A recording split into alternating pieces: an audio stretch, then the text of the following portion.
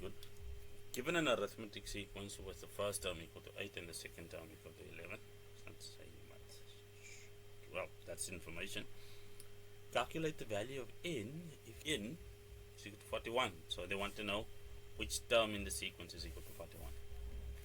Well, we have a common difference of 3 because d2 minus d1 is present over here. We can see that, and then our value for a is equal to 8.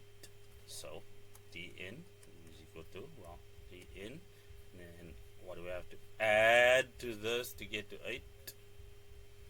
So just 5. Like I said earlier, it's basically a question of a minus d. That will give us this term, and this value over here is the common difference. Or you can use the formula on the formula sheet. What do they want? Well, just the value of n. If dn is equal to 41, well, it's equal to 41. That's what they say over here. So 3n plus 5. We just subtract 5 from both sides. That zeroes out, of course, and then 36 is equal to 3n dividing both sides by 3. We shall see that n is equal to 12. Asked and answered. A new arithmetic sequence P is formed using the term position and the term value of the given arithmetic sequence. For the new sequence, P subscript 8 is equal to 1 and P subscript 11 is equal to 2. Write down the value of P41. So, in our previous slide, we determined that for dn to equal 41, n must equal 12. So, if this is true, then that is true. What does that mean? It means that P41 is equal to 12, because our first term is equal to, our first term was equal to 8, our second term was equal to 11, our 12th term is equal to 41. That's how that is manipulated to give us this new sequence. So let's just clean up the board, and then we'll keep that bit of information handy.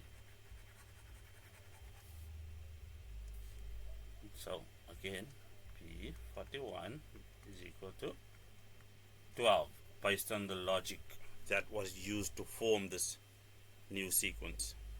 So calculate the value of the first term in the new arithmetic sequence. So what do they want?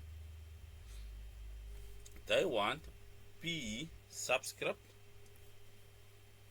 1, and then P subscript 1 is formed by the value formed by the general term. And what's the general term? The general term is 3n plus 5. Remember, that's the general term that is used to form this term. And what they want is the value of this general term.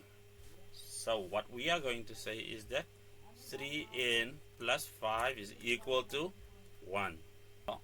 3n is equal to negative 4, and then we'll have that n is equal to minus 4 over 3. Why is that important? Because, have a look, these are the values of n. So that's how that is formed. The first term had a value of 8, the second term had a value of 11. Okay, the 12th term had a value of 41. So what value of n gives us the term position over here of 1, and the value of n is minus 4 over 3. So even though this does not make sense as a term position, because in our normal arithmetic sequences our value for n must be an integer, a positive integer. In this case, they are using those things to form a new sequence. So the sequence rules throw our arithmetic sequence out of the window, our arithmetic sequence. Okay, so they can call it an arithmetic sequence, but it's formed using different rules, as we can see over there. It does not use a common difference. Ladies and gentlemen,